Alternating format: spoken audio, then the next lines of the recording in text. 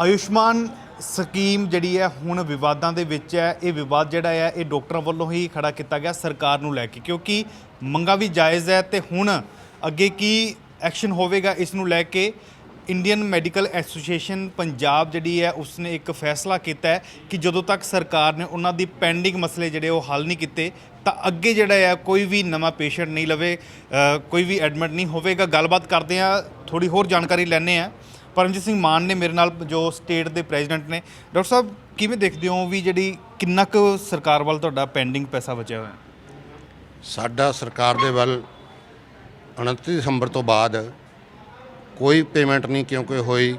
ਸਾਡੀਆਂ ਘੱਟੋ ਘੱਟ ਵੀ 20 ਤੋਂ ਲੈ ਕੇ 25 ਮੀਟਿੰਗਸ ਸਟੇਟ ਹੈਲਥ ਸੈਕਟਰੀ ਦੇ ਲੈਵਲ ਤੇ, ਸਟੇਟ ਹੈਲਥ ਏਜੰਸੀ ਦੇ ਲੈਵਲ ਤੇ, ਮਿਨਿਸਟਰ ਸਾਹਿਬ ਦੇ ਲੈਵਲ ਤੇ, ਹੈਲਥ ਮਿਨਿਸਟਰ ਸਾਹਿਬ ਦੇ ਲੈਵਲ ਤੇ 3 ਵਾਰੀ ਅਸੀਂ ਹੁਣ ਦੇ ਮਿਨਿਸਟਰ ਸਾਹਿਬ ਨੂੰ ਵੀ, ਜਿਹੜੇ ਕਿ ਨਵੇਂ ਮਿਨਿਸਟਰ ਸਾਹਿਬ ਨੇ ਹੈਲਥ ਮਿਨਿਸਟਰ, ਉਹਨਾਂ ਨਾਲ ਵੀ ਹੋ ਚੁੱਕੇ ਆ।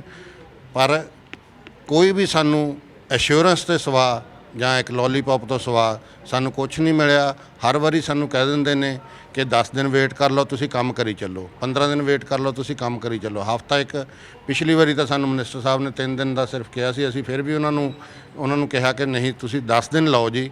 ਬਟ ਸਾਡੀਆਂ, ਕਿਉਂਕਿ ਅਸੀਂ ਕੋਈ ਹਾਰਸ਼ ਸਟੈਪ ਲੈਣਾ ਨਹੀਂ ਚਾਹੁੰਦੇ।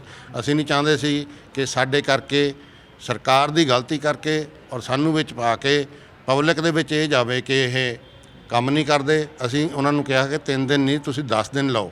ਬਟ 10 ਦਿਨ ਤੋਂ ਉਹ 10 ਦਿਨ ਮੁੱਕਿਆਂ ਨੂੰ ਵੀ ਹੁਣ 10 ਦਿਨ ਹੋ ਗਏ ਨੇ, ਬਟ ਹਜੇ ਤੱਕ ਸਾਡੇ ਕੋਈ ਵੀ ਇਸ਼ੂ ਐਡਰੈਸ ਨਹੀਂ ਕੀਤਾ ਗਿਆ। ਇਸ ਵੇਲੇ 250 ਤੋਂ 250 ਕਰੋੜ ਤੱਕ ਪੇਮੈਂਟਸ ਪੈਂਡਿੰਗ ਪਈਆਂ ਨੇ ਪੂਰੇ ਪੰਜਾਬ ਦੇ ਵਿੱਚ, ਜਿਹਦੇ ਨਾਲ ਅਫੈਕਟਡ 700 ਦੇ ਕਰੀਬ ਹਸਪੀਟਲ ਹੈ, ਐਮਪੈਨਲਡ ਹਸਪੀਟਲ ਜਿਹੜਾ ਕਿ ਸੇਵਾਵਾਂ ਦੇ ਰਿਹਾ ਹੈ। ਪੰਜਾਬ ਦੇ ਹੀ ਹੈ ਇਹ ਪੰਜਾਬ ਦੇ ਵਿੱਚ 29 ਦਸੰਬਰ 2021 ਦੀ ਗੱਲ ਕਰ ਰਹੇ ਹੋ? 29 ਦਸੰਬਰ 2021 ਤੋਂ ਬਾਅਦ, ਉਸ ਤੋਂ ਬਾਅਦ ਹੁਣ ਤੱਕ 5 ਮਈ ਤੱਕ ਕੋਈ ਵੀ 7 ਮਈ ਤੱਕ ਕੋਈ ਵੀ ਰਿਲੀਜ਼ ਨਹੀਂ ਹੋਇਆ? ਕੋਈ ਪੇਮੈਂਟ ਨਹੀਂ ਰਿਲੀਜ਼ ਹੋਈ ਜੀ। ਤੇ ਫਿਰ ਕਿਵੇਂ ਖਰਚਾ ਕਿਵੇਂ ਚੱਲ ਰਿਹਾ? ਕਿਉਂਕਿ ਆਯੁਸ਼ਮਾਨ ਭਾਰਤ ਦੇ ਮੇਰੇ ਖਿਆਲ ਨਾਲ ਤਕਰੀਬਨ 70% ਤੇ ਹੈਗੇ ਹੀ ਹੈ ਪੇਸ਼ੈਂਟ ਜਿਹੜੇ ਆਉਂਦੇ ਆ। ਸਰ, ਉਹ ਅਸੀਂ ਤੁਹਾਨੂੰ ਦੱਸ ਰਹੇ ਹਾਂ ਕਿ ਜਿਵੇਂ ਪਹਿਲਾਂ ਚੱਲਦਾ ਸੀ ਕਿ 30% ਲੋਕਾਂ ਨੂੰ ਇਹ ਦਿੰਦੇ ਸੀ ਸਕੀਮ, ਤੇ ਜਿਹੜਾ 70% ਪੇਸ਼ੈਂਟ ਸੀ ਉਹ ਕੈਸ਼ ਬੇਸ ਤੇ ਆਉਂਦਾ ਸੀ। ਉਹ ਕੈਸ਼ ਬੇਸ ਤੇ ਹਸਪੀਟਲ ਕਿਸੇ ਨਾ ਕਿਸੇ ਤਰ੍ਹਾਂ ਉਹਨੂੰ ਸਸਟੇਨ ਕਰਦੇ ਸੀ ਕਿ ਚਲੋ ਉਧਰੋਂ ਪੈਸੇ ਆਈ ਜਾ ਰਹੇ ਹੈ, ਇੱਧਰਲੇ ਥੋੜ੍ਹੇ ਜਿਹਾ ਲੇਟ ਵੀ ਹੋ ਗਿਆ ਤਾਂ ਚੱਲੀ ਜਾ ਰਿਹਾ ਸੀ ਕੰਮ। ਕਿਉਂਕਿ ਹੁਣ ਇਹਨਾਂ ਨੇ ਸਕੀਮ ਨੂੰ ਆਲਮੋਸਟ ਜਨਰਲਾਈਜ਼ ਕਰਨ ਦੀ ਤਿਆਰੀ 'ਚ ਹੈ। ਇਹ ਹੁਣ ਪੇਸ਼ੈਂਟ ਕੈਸ਼ ਪੇਮੈਂਟ ਵਾਲਾ ਆਉਂਦਾ ਹੀ ਨਹੀਂ ਹੈ, ਤੇ ਉਹ ਜਿਹੜਾ ਕੰਮ ਕਰਦੇ ਆ ਉਹਦਾ ਸਾਨੂੰ ਪੈਸਾ ਨਹੀਂ ਮਿਲ ਰਿਹਾ, ਤੇ ਹਸਪੀਟਲ ਲਈ ਸਸਟੇਨ ਕਰਨਾ, ਅੱਗੇ ਸੇਵਾਵਾਂ ਦੇਣਾ ਬੜਾ ਮੁਸ਼ਕਿਲ ਹੋ ਰਿਹਾ। ਇਸ ਕਰਕੇ ਸਾਨੂੰ ਨਾ ਚਾਹੁੰਦੇ ਹੋਏ ਵੀ ਇਹ ਸਟੈਪ ਲੈਣਾ ਪੈ ਰਿਹਾ। ਅਸੀਂ ਬਾਰ-ਬਾਰ ਮਿੰਨਤਾਂ ਕੀਤੀਆਂ, ਬਾਰ-ਬਾਰ ਇਹਨਾਂ ਦੇ ਕੋਲ ਗਏ ਆ, ਬਗੈਰ ਸੱਦਿਆਂ ਗਏ ਆ, ਬਗੈਰ ਜਾ ਕੇ ਕਿ ਸਰ ਇਹਦੇ ਨਾਲ ਪਬਲਿਕ ਇਨਕਨਵੀਨੀਅੰਸ ਹੋ ਰਿਹਾ, ਪਬਲਿਕ ਨੂੰ ਟਰੀਟਮੈਂਟ ਦੇਣਾ ਸਾਡੇ ਲਈ ਔਖਾ ਹੋ ਰਿਹਾ। ਬਟ ਕਿਸੇ ਨੇ ਸਾਡੀ ਨਹੀਂ ਸੁਣੀ, ਜਿਸ ਕਰਕੇ ਸਾਨੂੰ ਇਹ ਸਟੈਪ ਲੈਣਾ ਪੈ ਰਿਹਾ। ਹੁਣ ਅਗਲਾ ਕੀ ਤੁਹਾਡਾ ਪਲਾਨ ਹੈਗਾ? ਅਗਲਾ ਸਰ, ਸੋਮਵਾਰ ਤੋਂ ਅਸੀਂ ਆਯੁਸ਼ਮਾਨ ਸਕੀਮ ਦੇ ਅੰਡਰ ਇਹ ਜਿਹੜੇ ਸੇਵਾਵਾਂ ਦੇਣੀਆਂ ਬੰਦ ਕਰ ਰਹੇ ਹਾਂ। ਪਰ ਅਸੀਂ ਅੜੀਅਲ ਨਹੀਂ ਹੈਗੇ, ਅਸੀਂ ਕੋਈ ਐਡਮੈਂਟ ਨਹੀਂ ਹੈਗੇ। ਸਰਕਾਰ ਜਦੋਂ ਵੀ ਸਾਨੂੰ ਕਹੂਗੀ, ਬੁਲਾਊਗੀ, ਪੇਮੈਂਟ ਸ਼ੁਰੂ ਕਰ ਦੇਊਗੀ, ਅਸੀਂ ਫਿਰ ਉਹ ਸੇਵਾਵਾਂ ਦੁਬਾਰਾ ਤੋਂ ਸ਼ੁਰੂ ਕਰ ਦੇਵਾਂਗੇ। ਜਦੋਂ ਤੱਕ ਪੁਰਾਣੇ ਪੈਸੇ ਨਹੀਂ ਸਰਕਾਰ ਅਦਾ ਕਰ ਦਿੰਦੀ, ਉਦੋਂ ਤੱਕ ਕੋਈ ਨਵਾਂ ਮਰੀਜ਼ ਨਹੀਂ ਭਰਤੀ ਤੁਸੀਂ ਕਰੋਗੇ? ਉਦੋਂ ਤੱਕ ਨਵਾਂ ਮਰੀਜ਼ ਨਹੀਂ। ਅਸੀਂ ਕਹਿੰਦੇ ਕਿ ਸ਼ੁਰੂ ਤੋਂ ਹੀ ਕਰੋ। 60 ਤੋਂ 80% ਸਾਡੇ ਜਿਹੜੇ ਖਰਚੇ ਆ ਉਹ ਤਾਂ ਨਿਕਲਣੇ ਸ਼ੁਰੂ ਹੋ ਜਾਣ, ਤਾਂ ਕਿ ਅਸੀਂ ਉਹ ਸ਼ੁਰੂ ਕਰੀਏ। ਸਰਕਾਰ ਪਰ ਕੁਛ ਵੀ ਨਹੀਂ ਕਰ ਰਹੀ, ਇਸ ਕਰਕੇ ਸਾਨੂੰ ਇਹ ਸਟੈਪ ਲੈਣਾ ਪੈ ਰਿਹਾ। ਇਸ ਸਕੀਮ ਵਿੱਚ ਇੱਕ ਟੈਟ ਪੀਰੀਅਡ ਹੁੰਦਾ 15 ਦਿਨ ਦਾ। ਉਸ 15 ਦਿਨ ਦੇ ਵਿੱਚ ਇਹਨਾਂ ਨੇ ਪੈਸੇ ਦੇਣੇ ਹੁੰਦੇ। ਜੇ ਨਾ ਦੇਣ ਤੇ 1% ਇੰਟਰਸਟ ਦੇਣਾ ਪੈਂਦਾ ਸਰਕਾਰ ਨੂੰ। ਅਸੀਂ ਕਹਿੰਦੇ 15 ਦਿਨ ਛੱਡ ਕੇ ਜਿੰਨਾ ਪੁਰਾਣਾ ਕੰਮ ਹੈ ਸਾਰਾ ਕਲੀਅਰ ਕਰ ਦਿਓ, ਅਸੀਂ ਸਵੇਰੇ ਕੰਮ ਸ਼ੁਰੂ ਕਰ ਦੇਣਾ। 15 ਜੋ ਕਾਨੂੰਨ ਹੈਗਾ ਕਿ 15 ਦਿਨ ਦੇ ਵਿੱਚ ਪੈਸੇ ਆਣੇ ਆ, ਉਹ ਤਾਂ ਬੜੀ ਦੂਰ ਦੀ ਗੱਲ ਹੈ। ਤੇ 5-5 ਮਹੀਨੇ ਤੋਂ ਪੈਸੇ ਨਹੀਂ ਆ ਰਹੇ, ਆਹ ਪ੍ਰੋਬਲਮ ਹੈ। ਜਿਵੇਂ ਤੁਸੀਂ ਦੱਸਿਆ ਕਿ 15 ਦਿਨਾਂ ਦੇ ਬਾਅਦ 1% ਜਿਹੜਾ ਵਿਆਜ ਲੱਗਣਾ, ਤੇ ਜੇ 1 ਮਹੀਨਾ ਹੋ ਜਾਂਦਾ ਫਿਰ ਐਵਰੀ 15 ਡੇਜ਼ ਹਰ 15 ਦਿਨ 1% ਵਿਆਜ ਲੱਗੀ ਜਾਣਾ ਗਵਰਨਮੈਂਟ ਦਾ। ਪਰ ਅੱਜ ਤੱਕ ਕਿਸੇ ਨੂੰ ਮਿਲਿਆ ਨਹੀਂ ਆ। It is in the tender document, MOU ਵਿੱਚ। MOU ਜਿਹੜਾ ਅਸੀਂ ਸਾਈਨ ਕਰਦੇ ਉਹ 'ਚ ਲਿਖਿਆ ਹੈ ਕਿ ਗਵਰਨਮੈਂਟ ਜੇ ਡਿਲੇ ਕਰੇਗੀ ਇੰਸ਼ੋਰੈਂਸ ਜਾਂ ਗਵਰਨਮੈਂਟ ਕੰਪਨੀ, ਤੁਹਾਨੂੰ ਹਰ 15 ਦਿਨ 1% ਇੰਟਰਸਟ ਦੇਣਾ ਪਊਗਾ। ਹੁਣ ਤੱਕ ਤਾਂ ਮੇਰੇ ਖਿਆਲ ਨਾਲ 25 ਕਰੋੜ ਤੁਹਾਡਾ ਇੰਟਰਸਟ ਬਣ ਗਿਆ। ਬਿਲਕੁਲ ਬਣ ਗਿਆ ਨਾ, ਬਿਲਕੁਲ ਬਣ ਗਿਆ ਨਾ ਇੰਟਰਸਟ ਨਾ। ਇਹੀ ਤਾਂ ਅਸੀਂ ਕਹਿ ਰਹੇ ਕਿ ਅੱਗੇ ਅਸੀਂ ਸਸਟੇਨ ਕਰ ਲੈਂਦੇ। ਹੁਣ ਆਪਣੇ ਜਿੰਨੇ ਕਿ ਤੁਹਾਡੇ ਰਿਜ਼ਰਵ ਸੀ ਲੋਕਾਂ ਨੇ ਖਰਚ ਕਰ ਲਏ ਇਸ ਸਕੀਮ ਦੇ ਵਿੱਚ, ਹੁਣ ਉਸ ਵਾਸਤੇ ਸਸਟੇਨ ਕਰਨਾ ਬਹੁਤ ਹੀ ਡਿਫਿਕਲਟ ਆ।